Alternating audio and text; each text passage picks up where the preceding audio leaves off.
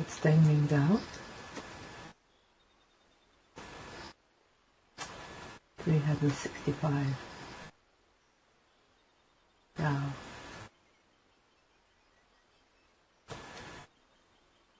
Meditations.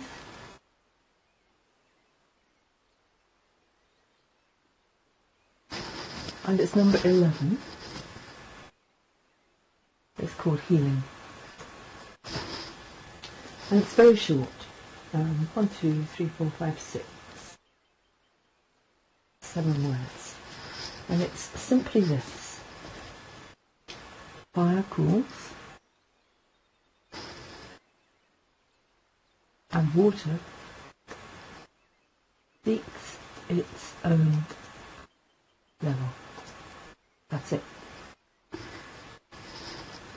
Fire cools and water seeks its own level. So no matter how extreme a situation is, it will change. It cannot continue forever. Thus a great forest fire is always destined to burn itself out. The turbulent sea will become calmer. The natural events balance themselves out by seeking their opposites, and this process of balance is at the heart of all healing. This process takes time. If an event is not great, the balancing required is slight. If it's momentous, then it may take days, years, even lifetimes for things to change, to return to an even keel. Actually, without these slight imbalances, there could be no movement in life. It's being off balance that keeps life changing. Total centering and total balance would only be stasis. All life is continual destruction and healing, over and over again. And that is why even in the midst of an extreme situation, the wise are patient. Whether the situation is illness, calamity, or their own anger, they know that healing will follow upheaval. Do you want me to read that again?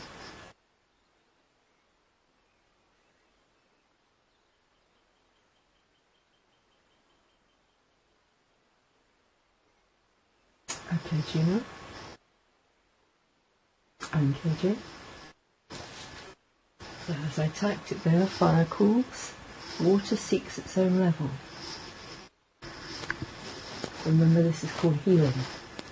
No matter how extreme the situation is, it will change. It cannot continue forever. Thus a great forest fire is always destined to burn itself out.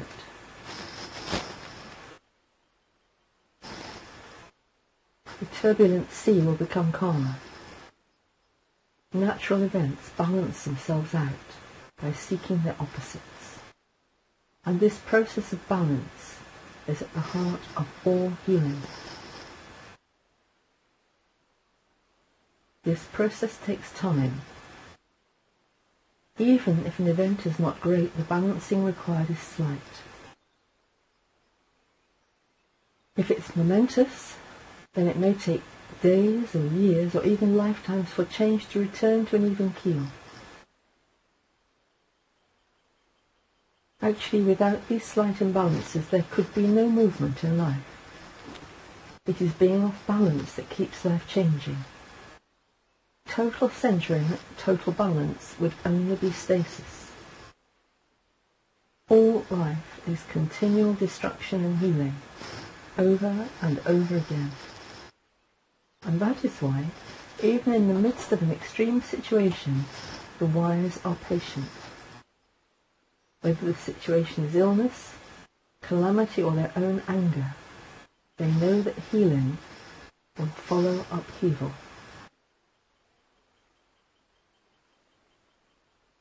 Okay. There's some interesting things there, I think, to maybe take to Joe on Monday. I could think of several discussions that could revolve around that topic.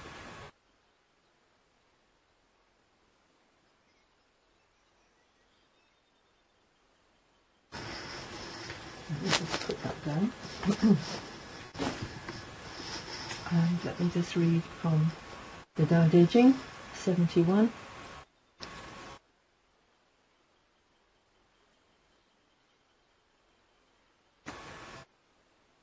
As Subaru ably said, chapter 71.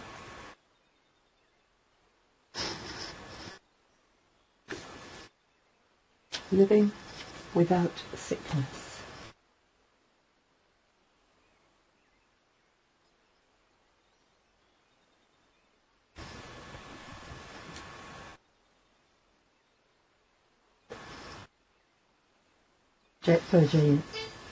Wayne Dyer anyway. So, only a few words here, same thing really. Not knowing is true knowledge.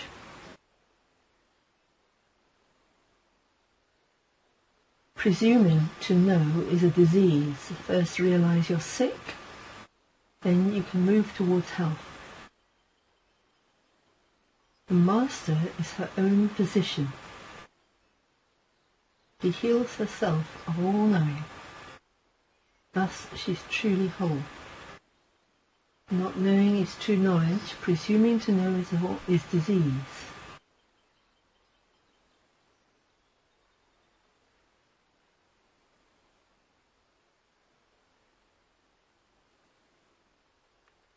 First realise you're sick, then you can move towards health.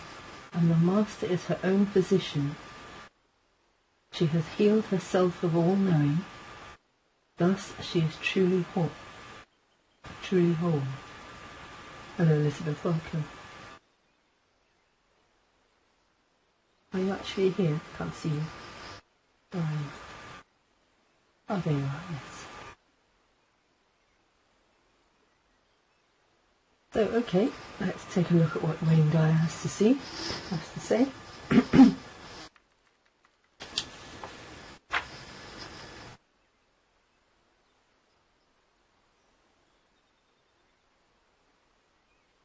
I am going to read you the Witterbringer version, which he uses in his book, which says, knowing ignorance is strength. Ignoring knowledge is a sickness. Let me read that once more.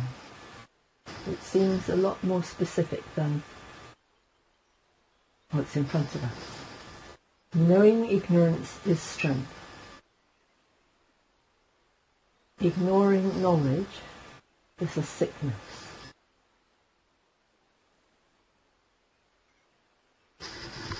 Only when we are sick of our sickness will we cease to be sick.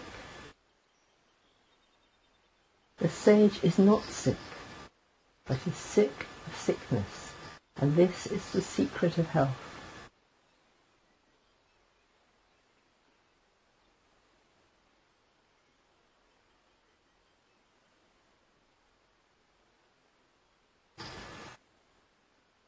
And so Wayne Dyer says, there's quite a paradox present in this passage. This has been expressed throughout many of the readings of the Tao Te Ching as variations on the only when your sickness becomes sick will your sickness disappear.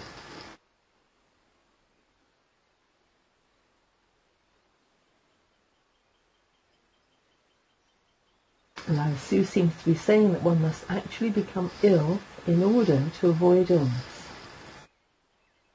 When Dyer says, once again, he's thought long and hard about the verse, quite a short verse. He's played the words over and over again to grasp their essential meaning and to express it for us. And also for himself, of course. Finally, he said he meditated on Lao Tzu's image, asking him to enlighten him, explain the reason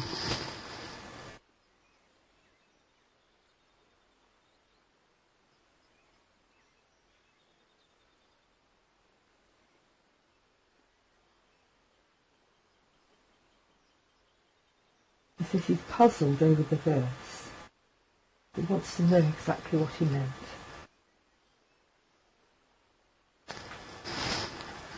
So first of all, what does the word sickness imply?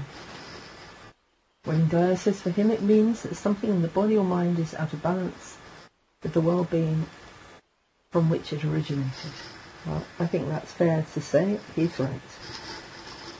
He does put it rather well there.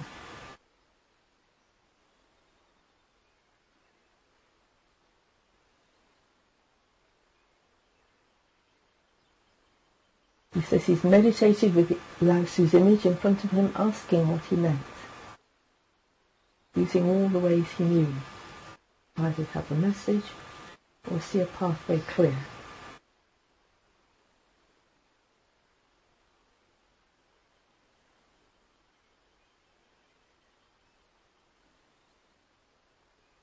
And let's just think about our own bodies. What does it mean to our own bodies if we're out of sync? We're not resonating properly. Apart from being mentally a bit wobbly, we're not healthy. The body naturally urges to be balanced.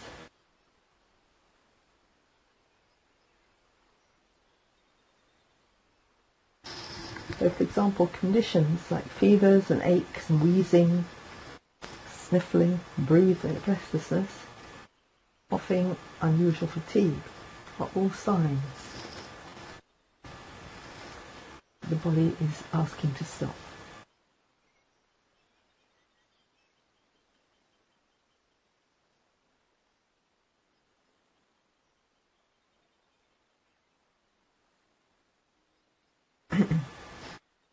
To think about your body and your mind, and think about what happens if you're not in agreement with the Tao. Think about all those conditions I've just mentioned. Think about the unusual fatigue and maybe even fainting, indications of presence of illness. And the equivalent of such symptoms in our thinking could be fear, anxiety, hatred, worry, guilt. All of the things that we're aware of and we've actually talked about before here.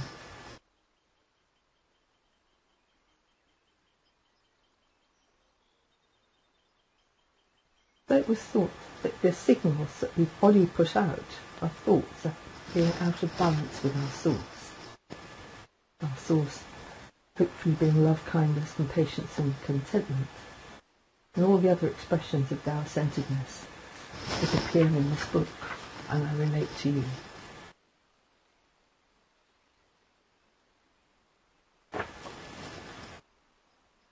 So think about the sage in this book, this verse of the Tao Te Ching. Think about how he's looked long and hard at illness and has come to realise that it represents a physical manifestation of non-Tao thinking. A fever, a cold, an ache or a pain are all identical to the non-Tao expression of impatience. Fear, anger, or any other ego-driven impulse. Since the sage has seen where thoughts like this lead, he refuses to participate in such folly.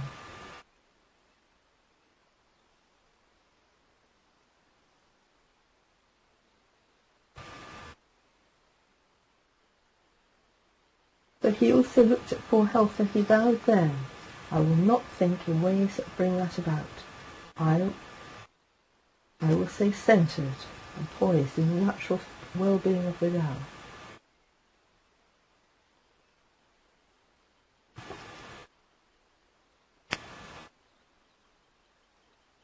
And he's going to do that because if he thinks about it, he'll stay in the centre in the natural well-being of the Tao. He'll be able to heal the sick, although allowing the sickness is to allow the sickness to crop up first. Consequently, he's sick of sickness, and the result is a secret of perfect health. Pleides says, allow him to provide you with an example of a May of a May colleague and friend, Radhika Kina, who recently returned from a visit to Buddha Party in India. She was also in the presence of Sai Baba, who is known as a God-realized master who's living and breathing.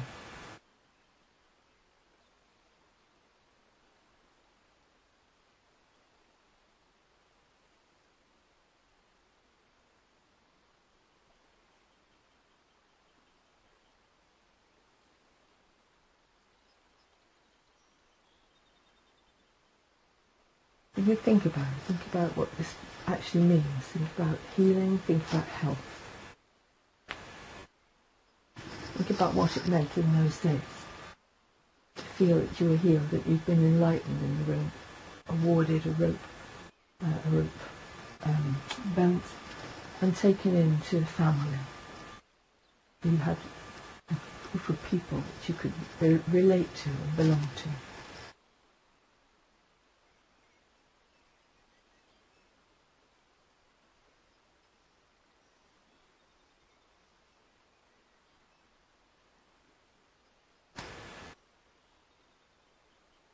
And Wayne Dyer's quoted an excerpt here from a letter that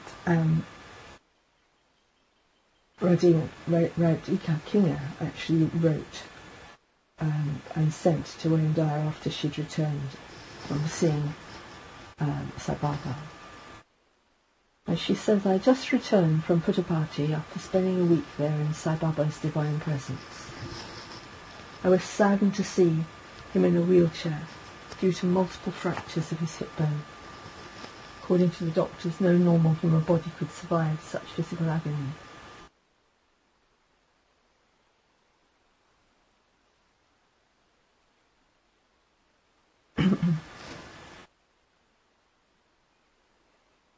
But Sai Baba remains blissful, completely unaffected by his physical condition.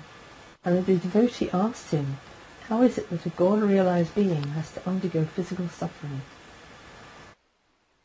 Why doesn't he cure himself? And to this Sai Baba replied, my life is my message. People today need to learn to give up body attachment and experience.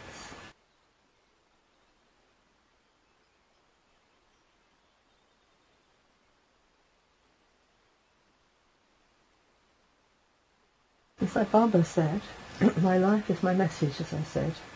People need to learn to give up body attachment and experience their divinity within. Pain is a natural phenomenon, but suffering is a choice.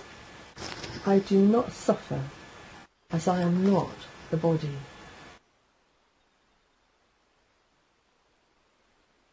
So he was suffering, he was in pain, but he didn't see it in that way. He didn't devote himself to the description of the emotion. He didn't need that. It was an emotion. Very, very different capacity.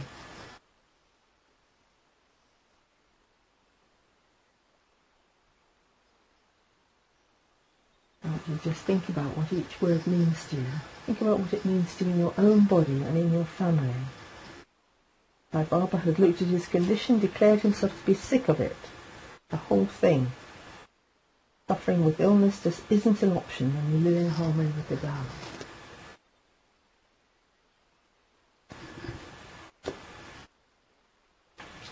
With years of addictive behaviour behind him, Wayne Dyer says, if he can tell you the wisdom centre of the verse of the Tao Te Ching, is largely responsible for getting back the purity and well-being from which he had originated.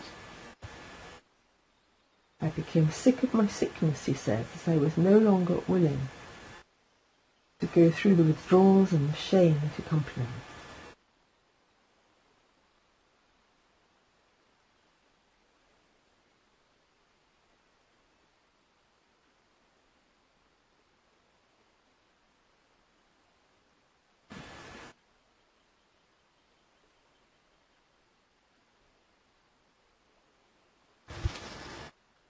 Okay, I'm just considering sick of sickness, so it made me pause for a minute.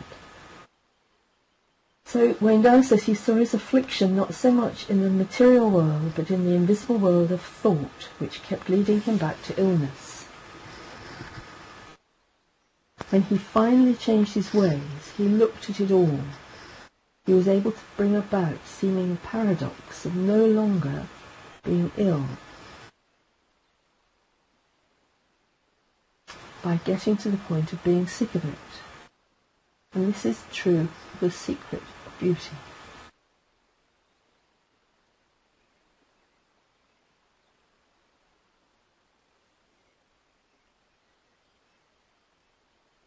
Think about what that means. Changing your ways, looking at it, looking at the ways seeming paradoxes.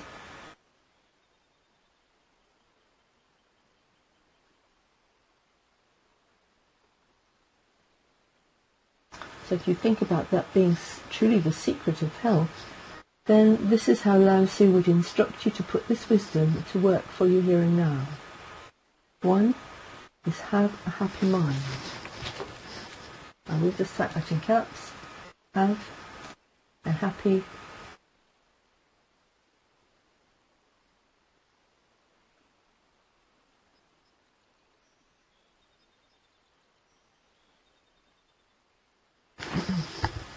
have a happy mind. So that's the first subheading of the chapter.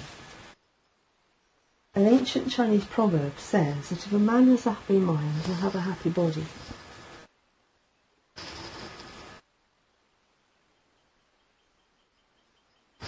A happy mind is sick of sickness. It refuses to anticipate the things that will get worse.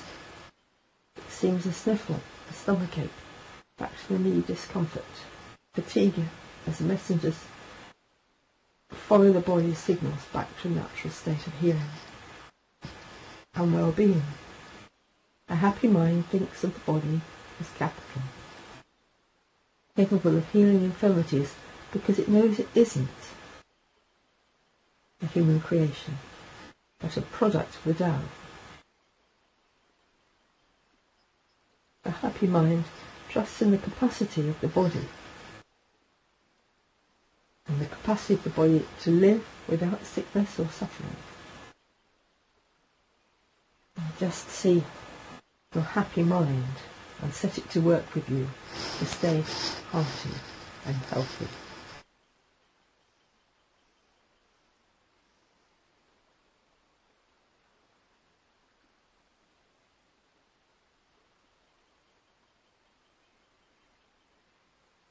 Okay, I'm just going to read that happy mind again. An ancient proverb says that if a man has a happy mind, he'll always have a happy body. A happy mind is sick of sickness.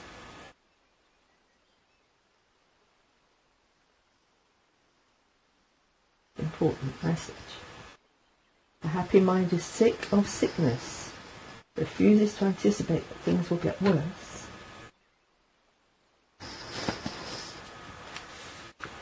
It becomes more balanced. It takes a sniffle, a stomachache, a back or a knee discomfort and fatigue as messages to follow the body's signal back to a natural state of well-being.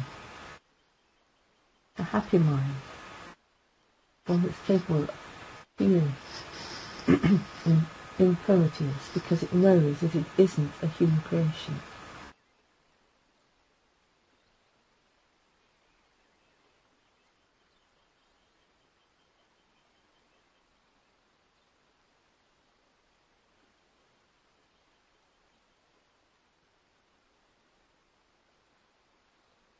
So think about the happy mind, and it trusts the capacity of the body to live without sickness or sudden surf. So just see your happy mind, take it everywhere with you, and take it especially to work.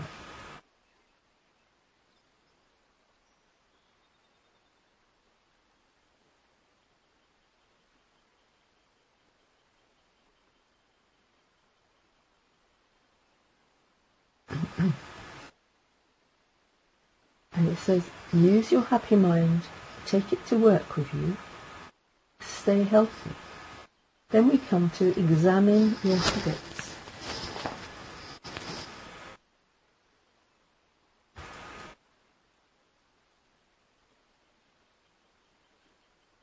Examine your habits. And another little short one here.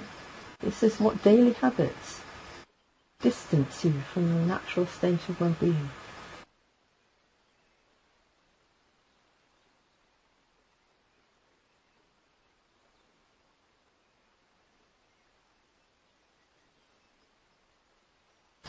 Okay, so what daily habits distance you from your natural state of well-being? Any addictions, no matter how serious or how minor, They might seem are beckoning you to be totally fed up with them.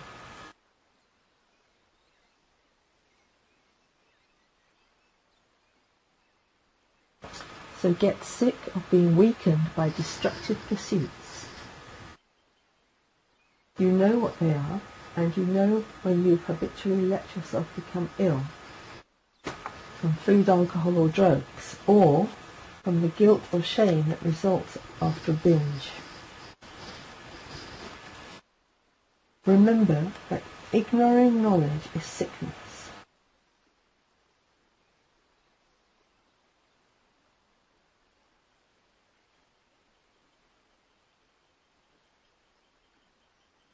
Okay? Examine your habits. Again, constantly getting ready to distance myself from natural states of well-being when there are habits that are destructive. They need to be changed so that the behaviour becomes constructive. Plenty of room for both. It's something that we want to encourage back into our lives.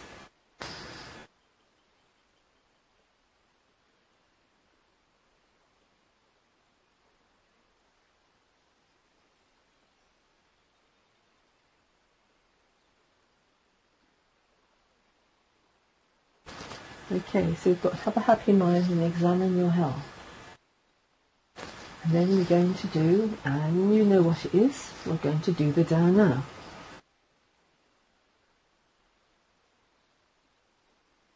Do the Tao now. Wayne Dyer says, dedicate a day to really listening and to tuning and trusting the messages you get from your body. I'm going to ask you to do a quarter of an hour, 15 minutes just here, knowing that of course you can do more in your own home.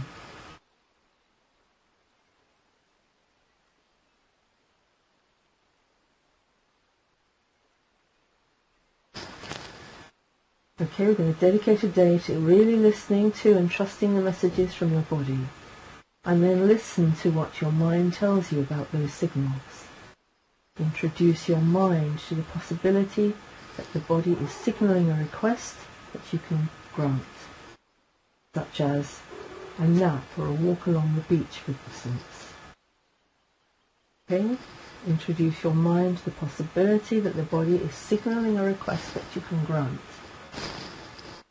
For instance, cultivate the Tao-centered happy mind, which will not entertain sickness thoughts.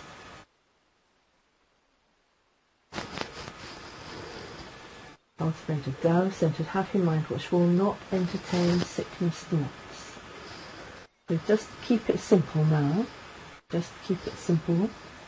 It's something that we need to work on. So don't try and do too much and then find it's not working for you. Just think of one thing, maybe one set of behaviours or a thought that isn't serving you, and cultivate your mind to tell you that your body is signalling a request for you to stop. Okay? Positive request. And think about what you could do. What would that positive thing be if he says a nap or a walk along the beach? What would you choose to do? Take just, it's 5:35. Let's go till 5:50, and then I'll ring the tin children, bring you back. And you don't need to say what it is you're thinking of, but think of one thing that you can do to correct behaviour which is not serving you.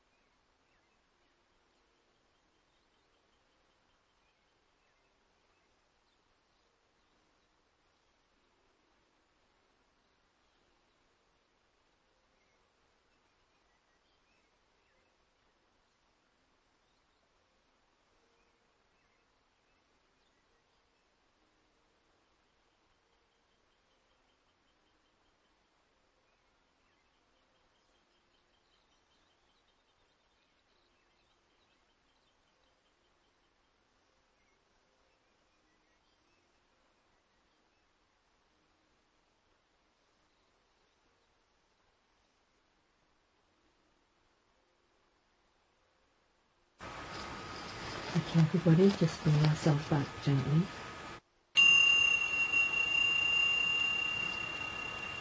Just come back from your contemplation of chapter 71, thinking about ways in which you can bring this into being in your own life, dedicating yourself to really listening, trusting the messages from your body, telling you what your mind thinks about these things.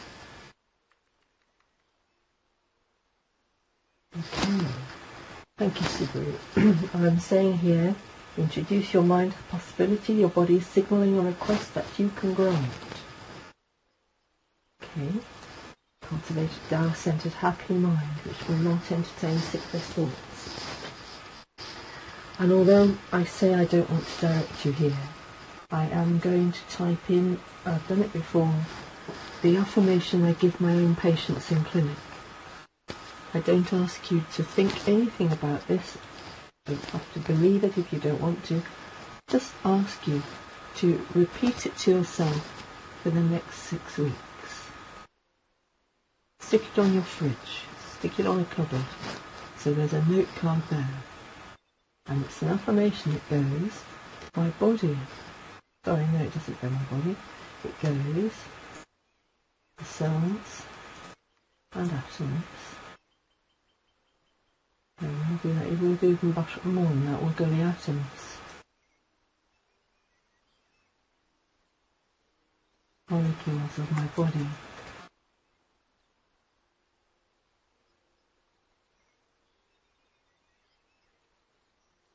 Are regenerating 100%.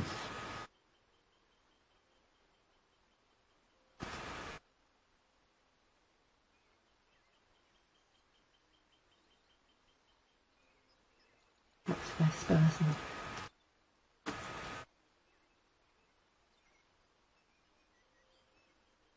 Okay, the atoms and molecules of my body are regenerating 100% perfectly every moment of every day. I am in perfect health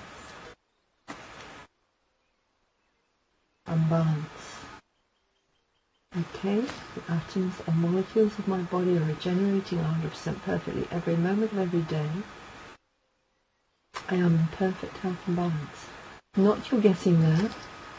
Not, oh, you're feeling better today than you did yesterday. That well may be, or maybe you're not. Doesn't matter. The reality is, you have to train your body to stop regenerating damage. And we don't train it to stop and not to do things. We're training it to be positive to do them. So my offering to you is that affirmation.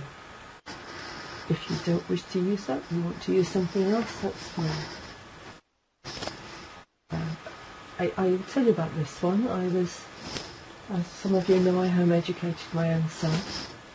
I spent, I think he went to school at 3, and by the age of 10, I was watching him being switched off every year instead of being switched on. He started off as an outstandingly accomplished young man, an amazing young child, really. He was musical, he was creative, he was academic, he was just so much, really. His psychic abilities were profound, and he was just you know, we all sound like doting parents, don't we? But it was more than that, really. I was an older mother, and I was constantly amazed by what he could accomplish for being such a tiny boy. And every year something died. I watched it happening in school. I'd go up each year and I'd talk to the teachers, and they'd go, oh, Mrs. So-and-so, it's just boys. Oh no, it's just boys. And I was going, no, it's not just boys. There's something going on here. And without boring you about it, of course, there were many things going on. He was in a very good school. My father paid for him to go so he could have smaller classes, because in the UK a lot of our classes are up at 40s.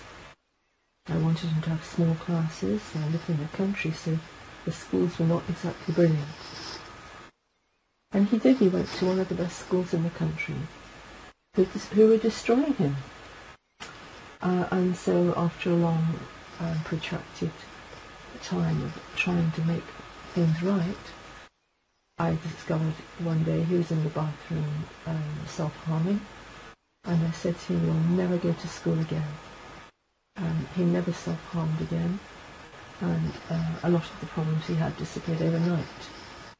And he didn't go to school, and that was wonderful, because I could, although it was very hard, there were things that I could do when I had a busy acupuncture practice, so I couldn't afford teaching how to pay people. But what I could do was develop his psyche, develop the spirit, bring back the child that was being killed. So we would do a term of medicine wheels, and we would do psychic readings, and we would do sound reading. You name it. If it came up in conversation, we did it. Or I'd find workshops to take him to, where he would participate with adults doing the things he did. So I couldn't stop him getting sick. And I do my best to help him get over that. But I've sat as an acupuncturist and watched people coming to me year in, year out, their symptoms perpetuating. And some of mine do too. So I've had plenty of opportunity to reflect on this one. And it's perfectly possible to be very, very healthy while being in pain and being very sick, terminally sick. It's an attitude of mind. If you put your intention into something, you can make it happen. All you need is a little bit of guidance, and then you find your own way. I can't show you the way for you. You can search from teacher to teacher, guide to guide. You can go and have your readings. You can go and do all the things that we search for doing, looking for the answers. And we've all seen it in Second Life. People going from group to group to group to group, looking for something. But the reality is, everything we need is inside. What you look for is someone who can press that button and allow you to just blossom. Whether it's by a voice, or an appearance, a piece of wonderful architecture. There are all kinds of things. But just maybe stop searching.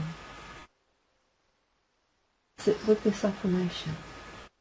You know, I'll say to you what was said to me once by a meditation teacher. If you don't do it, it doesn't work. And what have you got to lose?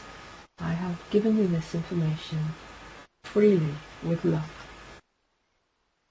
What have you got to lose? You can only gain, and if it doesn't work for you, it's not a problem. But I tell you this, you may not notice it working, but at a very deep level, the atoms and molecules of your body are asking for your help.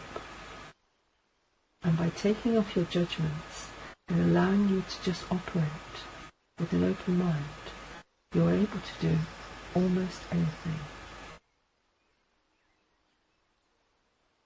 I give you my love, and I'll see you on tomorrow, and just give it a try. Atoms and molecules of my body are regenerating 100% perfectly every moment of every day. I am in perfect health and balance. And you know what? I'll do it too.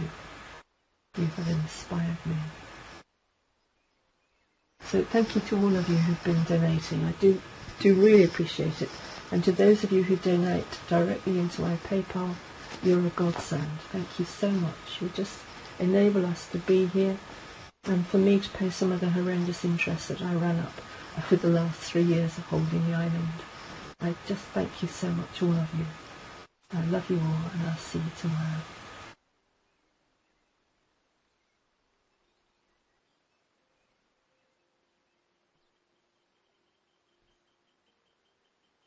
Oh yeah, Tom Rayner's on the beach, by the way.